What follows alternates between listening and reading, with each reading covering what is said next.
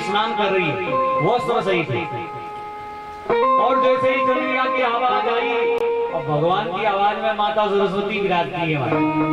इतनी वाणी ऐसी है कि जैसे ही कन्हैया ने आवाज लगाई कि काकी जी मानो प्राण जीत लिए, वो विदुरानी जी के और गीले कपड़े में बाहर आ गए। और बाहर आकर के उसे सुध-बुध है नहीं, कन्हैया को अंदर लेकर के गई, बिठाना चाहती थी पट्टे के ऊपर। अब पट्टा लगाने लगी तो इतनी सुध-बुध होती, प्रबल प्रेम के पाले पड़कर प्रभु को नियम बदलते देखा।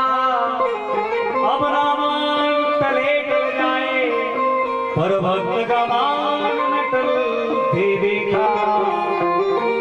भक्त की बात रखने के लिए आज विदुरानी जी ने उल्टा पट्टा रख दिया, उस पट्टे पे भी भगवान बैठ गए। और बैठने के बाद एक और विचित्र घटना, बोले कुछ खाने पीने के लिए लाऊं?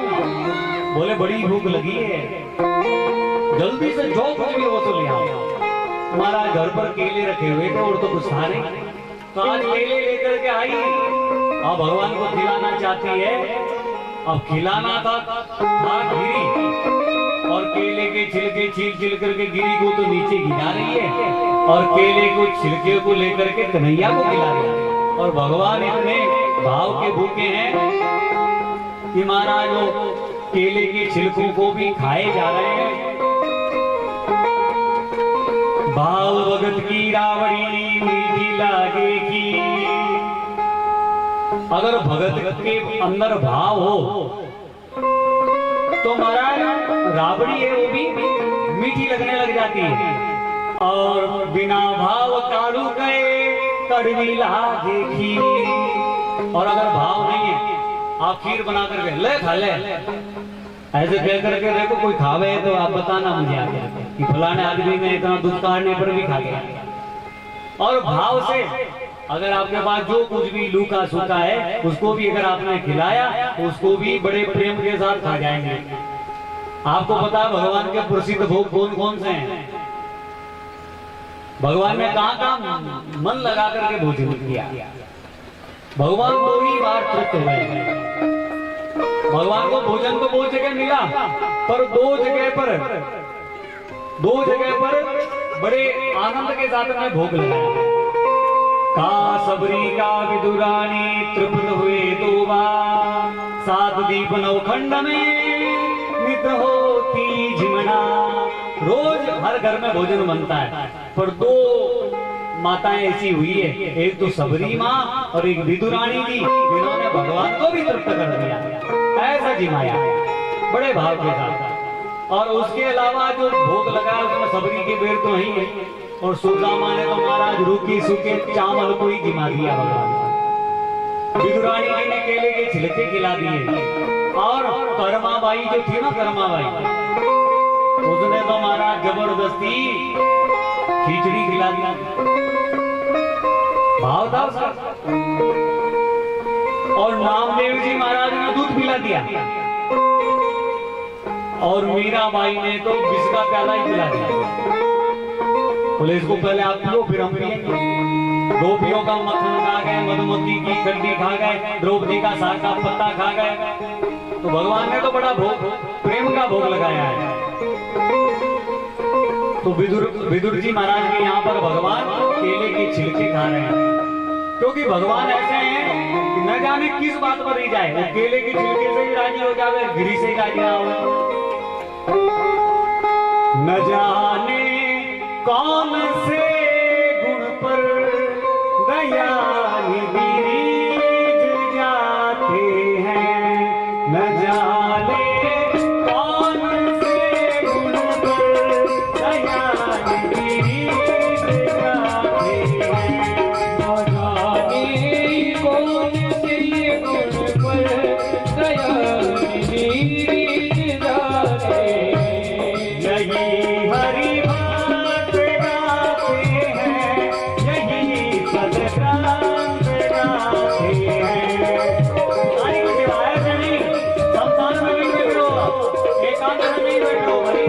भगवान के सामने बैठा है।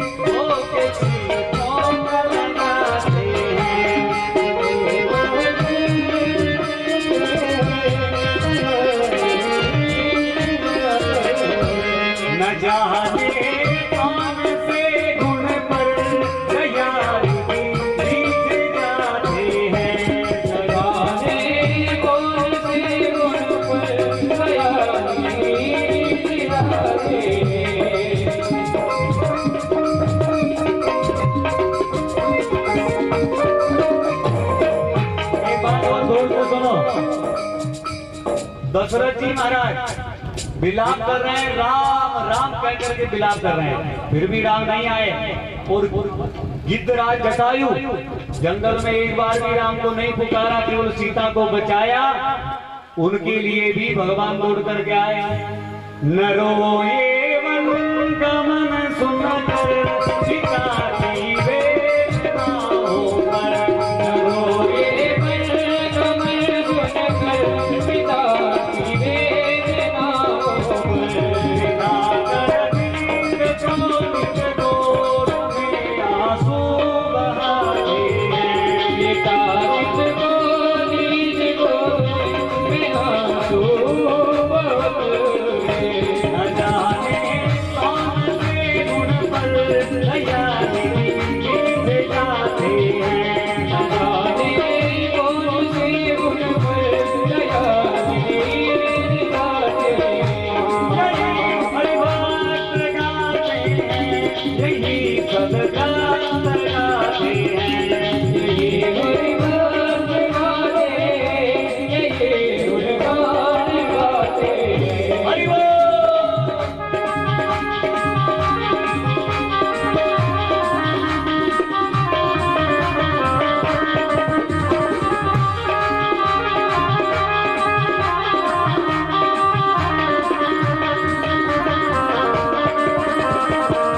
जय हो।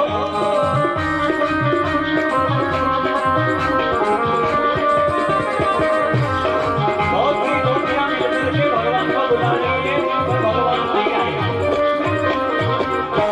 बहुत सी गोपियां मिलकर के भी भगवान को नहीं बुला पाई, और अकेली द्रौपदी बहुत सी गोपियों के कहने पर भगवान नहीं आए, और एक द्रौपदी ने भगवान को बुला लिया।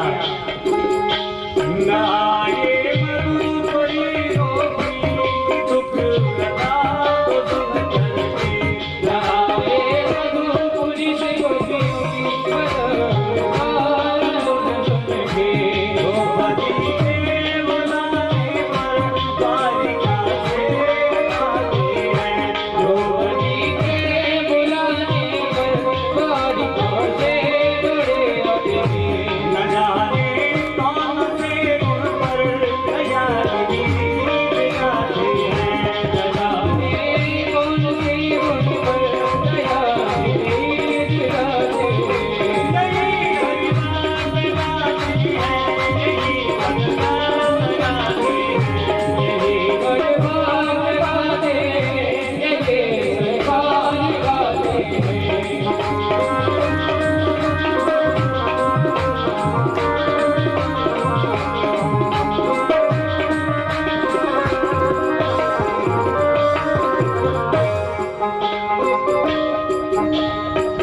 कुंडनाथ भगवान की जय, दादा सर्वेश्वर भगवान की जय, कृष्ण कन्हैया लाल की। और आज का मनुष्य, पहले के मनुष्य तो दूसरों को खिला के राजी होते, आज भी हैं, ऐसी बात नहीं कि आज बीजस्त हो गया। ना धरती कभी वीरों से खाली होगी, ना भक्तों से, पर आज के लोग खाने में ज्यादा ध्यान रखते हैं, खिलाने में कम। पर जो खिलाने में आनंद है वो खाने में नहीं है। और भगवान वाले भक्त की परीक्षा लेते हैं, और भगवान की अगर परीक्षा में अगर भक्त पास हो गया तो फिर मारे नारे हो जाते हैं। भगवान क्या करते हैं पहले? आजकल किसी को भी पूछो, महाराज ये भक्ति वक्ति तो हमने करके छोड़ दी, खूब कर लिया जी, सब पाठ वाठ कर लिए, व्रत उपवास कर लिए, खूब कर लिया, खूब कथाएं सुन ली। बोले अच्छा, बोले अब मन नहीं करता है जी, अब कुछ भी करने का मन नहीं करता। बोले अच्छा, बोले अब हमें विश्वास नहीं रहा भगवान पर। अच्छा, अब उनको ये पूछ लो कि बोले अब तुमने भोजन करते हो? बोले हाँ। कई बार तुम्हारा पेट खराब भी हो जाता होगा? बोले हाँ। तो पेट खराब होने के बाद में काय को वापस भोजन करना प्रारंभ किया तुमने? भाई तुम्हें एक बार तुम्हारा पेट खराब हो गया, जो चीज खराब हो जाती है, जो काम नहीं बनता तो उसको तुम छोड़ देते हो। तो तुम्हारा पेट खराब हो गया तो फिर काय को भोजन करते हो? फिर भोजन करना बंद कर दो। और बहुत से लोग हद करते हैं, ये पूछते हैं, बोले महाराज ये भगवान की माला कब फेरे, बार तुम्हार चल जाएगी नहीं जाएगी। अरे भैया भोजन सुबह से शाम तक ही नहीं चलता, सुबह भोजन कर लेते हो फिर कहते हो शाम को भोजन और करना पड़ेगा, और जैसे ही भजन की बारी आती है तो कहते हो कि बोले कि बार तुम्हार करेंगे, व्रत उपवास के दिन करेंगे, कोई विशेष दिन हो जो बता दो उस दिन कर रहे।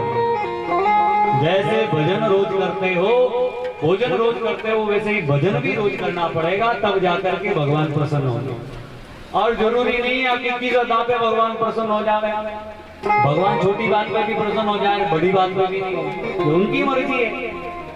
आपको भी तो मैंने बताया कि दशरथ जी रो रो करके पुकारे राम जी आ जाओ तो भी नहीं आए, और जंगल में जटायु के पास कोई नहीं था, भगवान आ गया। इधर बहुत सारी गोपियां पुकार कर रही, भगवान नहीं आए, अकेली द्रौपदी ने बुला लिया। तो भगवान भाव के भूखे हैं, भाव का भूखा हूं मैं, भाव ही एक सार है, भाव से भज ले जो प्राणी, भाव से बेड़ा पार है। हमारे पास सब चीजें पर भाव नहीं।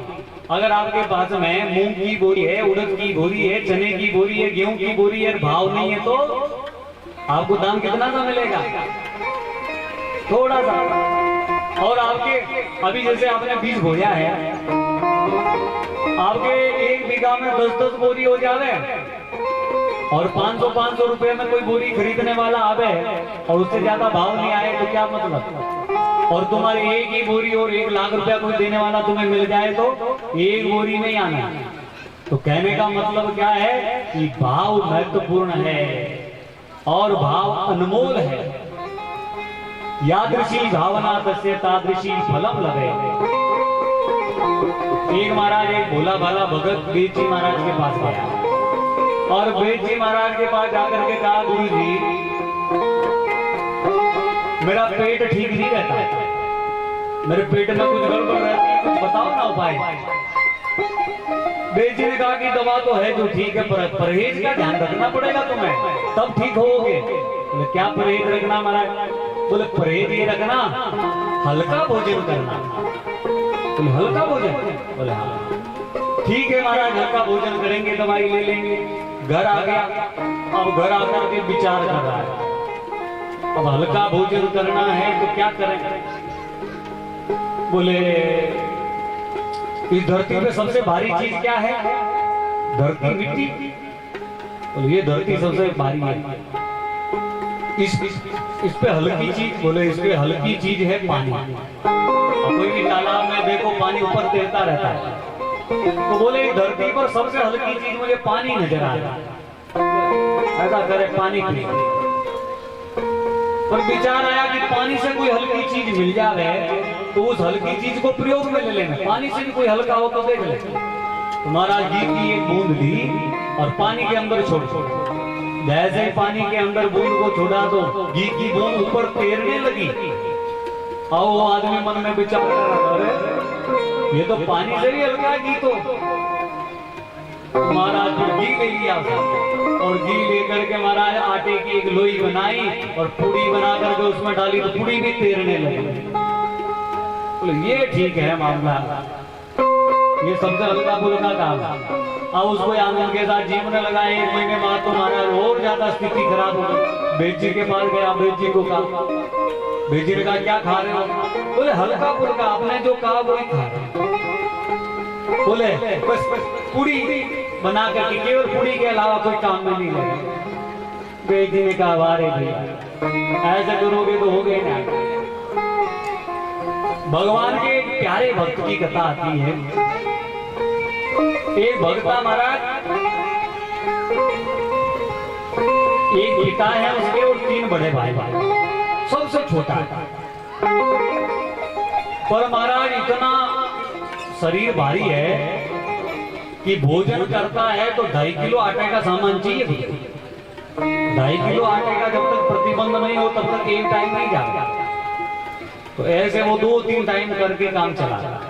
ढाई किलो आटे को लेकर के जी मता, जब तक माता पिता थे तब तक तो खिलाया। अब धीरे धीरे माता पिता का देहांत हो गया तो भाइयों ने कहा चलो अपने पास रखो, पर भौजाई आ गई। अब भाभी जी तो भाभी जी, भाभी ने कहा रवाना करो इसे, 2.5 किलो का रोटी राम है तो। राम नाम के आलसी भोजन में होशियार, तुलसी से नर को बार बार धिक्कार। रोटी राम बोले इसको घर से बाहर निकाल दो, घर से बाहर निकाल दिया।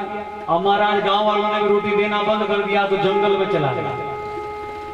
जंगल में क्या देखा उसने, एक नदी बह रही है, नदी के इस किनारे वो खड़ा है और सामने कोई आश्रम है महात्मा का, और वहां पर हष्ट पुष्ट महात्मा उसे नजर आ रहा है, उससे भी ज्यादा बलवान। अब ये बैठा बैठा आदमी सोच रहा है कि मेरे से ज्यादा शरीर वाले हाथी के जैसे महात्मा है, इन हाथी जैसे महात्मा को कौन खिला रहा, मुझे खिलाने वाला ही कोई नहीं है, इनको कोई कोई तो खिला रहा होगा। ऐसा विचार करके महाराज नदी को पार करके उस किनारे चला गया और जाकर के उन महात्माओं को मिलते ही प्रणाम नहीं किया। कहने लगा एक बात बताओ तुमको कौन खिलाता है? बोले हम तो गुरु जी के आश्रम में रहते हैं, भंडारा पाते हैं, भजन करते हैं, मस्त रहते हैं। बोले हमारे को भी ये माल मिल सकता है क्या? बोले तुम्हें भी माल मिल सकता है, पर इसके लिए तुम्हें गुरु दीक्षा लेनी पड़ेगी। गुरु जी की दीक्षा अगर तुम ले लोगे तुम्हारा काम हो जाएगा। बोले फिर बढ़िया जमाजम मिलेगा? बोले हाँ। गुरु जी के पास गए, गुरु जी से बोले प्रणाम करके, बोले मैं चेला बनना चाहता हूँ। गुरु जी ने कहा काहे को बनना चाहते हो, क्या जरूरत पड़ गई तुम्हें चेला बनने की, तुम गुरु ही ठीक हो। नहीं महाराज, चेला नहीं बनूंगा तब तक भोजन भी मिलेगा, इसलिए आप चेला बना रहे। गुरु जी ने कहा ठीक है चेला तो बना लेंगे, पर यहाँ पर 2-4 नियम है, उसका ध्यान रखना पड़ेगा तुमको। बोले क्या क्या नियम है? बोले सुबह शाम आरती करनी पड़ेगी। बोले ठीक है। 4 बजे उठना पड़ेगा। बोले वो भी ठीक है। झाड़ू बुआरी करनी पड़ेगी, वो भी ठीक है। बोले एकादशी करनी पड़ेगी, वो भी ठीक है। अब इन्होंने कहा गुरु जी मेरे नियम भी सुन लो, आपने आज दिन तक तुम गुरु जी बने हो, गुरु जी के नियम बताए, पर चेला के नियम सुनो। बोले चेला के कोई नियम होते हैं क्या? बोले गुरु के होते हैं नियम तो। बोले नहीं महाराज, चेला के नियम भी होते हैं, चेला मेरे नियम सुनो। बोले क्या? बोले मैं 3 टाइम भोजन करूंगा। बोले 3 टाइम भोजन तुम्हें मिलेगा, कोई दिक्कत नहीं। बोले मैं, आप ध्यान रखना मैं 2.5 किलो खाता हूँ, फिर कल को ये मत कर देना कि इतना भोजन करते हो। बोले ये भी मंजूर है। अब महाराज आश्रम में रहता और बढ़िया भोजन जमा आश्रम में बढ़िया व्यवस्था, खाता पीता मस्त रहता। और समय गुजरार आ गया एकादशी का दिन, 11 आ गई, और 11 आई तो महाराज आश्रम में तो कुछ बना ही नहीं, सब सामान बंद, सब। आज तो कोई गोटारी भंडारी भंडार में नहीं गया, क्योंकि 11 के दिन अन्न में पाप का निवास होता है, अन्न ही खाना चाहिए, तो अन्न था नहीं। अब ये आदमी सुबह सुबह इधर उधर घूमे, वही तो आज कोई लेट हो गया होगा, भंडारी जी से जाकर के मिला। बोले भैया क्या हुआ, क्या व्यवस्था नहीं है? पेट में चूहे दौड़ रहे हैं, उछल कूदल चालू हो गई मेरे को, जल्दी करो। अरे भैया आज भोजन नहीं बनेगा। बोले क्या कहते हो? मैं तो चेला इसलिए बनाऊं भोजन पाने के लिए। बोले बने तो भोजन पाने के लिए हो, पर आज एकादशी है तो किसी को भोजन नहीं मिलेगा। बोले अच्छा। गुरु जी के पास गया और गुरु जी को जाकर के कहा महाराज मैंने पहले चेला के नियम बताए थे कि 3 समय भोजन करूंगा। बोले भले आदमी, आज 11 है, 11 को तो छोड़ दे, एक दिन तू भी भजन कर। बोले नहीं महाराज मेरे को भोजन चाहिए। बोले मैं तो चेला बिगड़ जाऊंगा आज ही तुम्हारा। बोले अच्छा, बोले इसके लिए क्या करना पड़ेगा? बोले यार मेरे लिए तो भोजन की व्यवस्था करो। गुरु जी ने कहा देखो आश्रम में तो ऐसा नहीं हो सकता, ना हमारे ठाकुर जी पाएंगे आज, ना हम पाएंगे। बोले फिर? बोले ऐसा करो महाराज, आप हमें 2.5 किलो आटा दे, मैं नदी के किनारे जाकर के मेरे के लिए बना लूंगा, खा लूंगा, फिर तुम्हारे आश्रम में ना धो करके आ जाऊंगा, तुम्हारे आश्रम के नियम बिगाड़ूंगा नहीं। तुम्हारा 2.5 किलो आटा लेकर के जाने लगा तो गुरु जी ने कहा बेटा सुनो, तुम जा तो रहे हो, पर जो भी भोजन बनाओ पहले ठाकुर जी को भोग लगाना, फिर पाना। बोले ठीक है महाराज, पहले हम ठाकुर जी को भोग लगा देंगे फिर खा लेंगे। अब ये गया महाराज और जंगल में जाकर के महाराज भोजन बनाया, और भोजन बना करके जैसे ही भोजन बना तो अब भगवान को बुलावे, भगवान को जिमावे। देखो कोई भी भोजन बनता है ना तो पहली रोटी गाय की होती है, और गाय की किस लिए होती है कि गाय में 33 कोटि देवता है, और आखिरी